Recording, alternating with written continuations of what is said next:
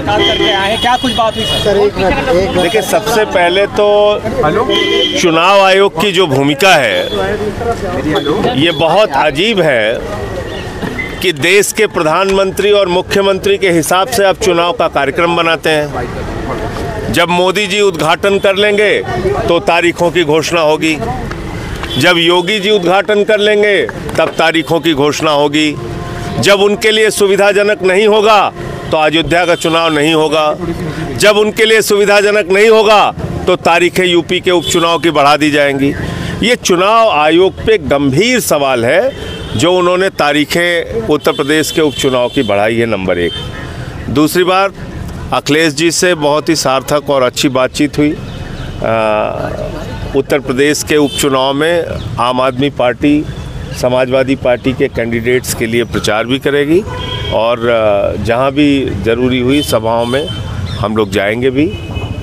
हमारा मकसद है कि भारतीय जनता पार्टी जो देश में नफरत की, सांप्रदायिकता की राजनीति कर रही है, दंगे फसाद और झगड़े की राजनीति कर रही है, उनको इस उपचुनाव में भी पराजित किया जाए। कल गाजियाबाद में रैली है, आप वहाँ मौजूद रहेंगे क्या?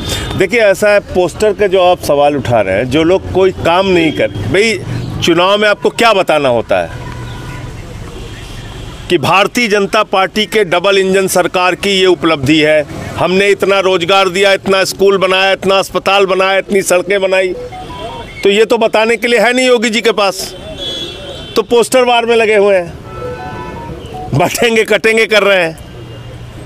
आपने तो उत्तर प्रदेश को आज इस हालत में पहुंचा दिया है। थाने में मोहित पांडे की हत्या हुई, थाने में अमन गौतम की हत्या हुई, एक पूर्व फौजी को पीटा जा रहा है रायबरेली के अंदर, 27,000 सरकारी स्कूल आप बंद करने जा रहे हैं, 26,000 सरकारी स्कूल आप बंद कर चुके हैं, ओबीसी आरक्षण को आपने खा लिया, जिसके कारण से नौजवान वो धरने पर बैठा हुआ है, आंदोलन कर रहा है कि हमारा आरक्षण हमको दिया जाए।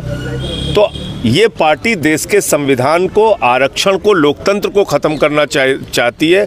बड़ी लड़ाई ये है और इससे ध्यान हटकाने के लिए जो आप पोस्टर की बात कर रहे हैं, ऐसे पोस्टर निकाले जाते हैं। ना इस देश का दलित, पिछड़ा, आदिवासी, अल्पसंख्यक इनके किसी भी नारे में फंसने वाला नहीं है। सब मिल के बीजेपी को हराएंगे।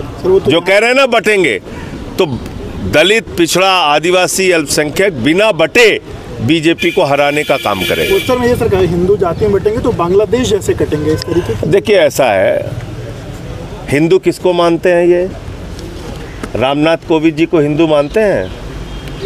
देश के राष्ट्रपति थे, क्योंकि वो दलित समाज से आते हैं, इनको मंदिर के शिलान्यास में उनको नहीं बुलाया गया। प्रभु श्री राम के मंदिर के शिलान्यास में श्री रामनाथ कोविंद जी को नहीं बुलाया गया, जो तत्कालीन राष्ट्रपति थे। मौजूदा राष्ट्रपति श्रीमती द्रौपदी मुर्मू जो आदिवासी समाज से आती हैं, मंदिर के उद्घाटन में उनको नहीं बुलाया गया। किसको हिंदू मानते हैं ये? अखिलेश यादव जी एक मंदिर में चले गए पूजा करने पत्नी के साथ, तो उसको धुला गया गंगा जल से। किसको हिंदू मानते हैं ये लोग? इनके हिंदू की परिभाषा क्या है? 100 साल हो गए आरएसएस को बने हुए। एक दलित और पिछड़े का नाम बता दीजिए जो आज तक आरएसएस का प्रमुख रहा हो। एक दलित और पिछड़ा मैं पूछ रहा हूं आपसे, 100 साल के अंदर। तो हिंदू किसको मानते हैं? बीजेपी वाले किसको हिंदू मानते हैं? पूछिए उनसे।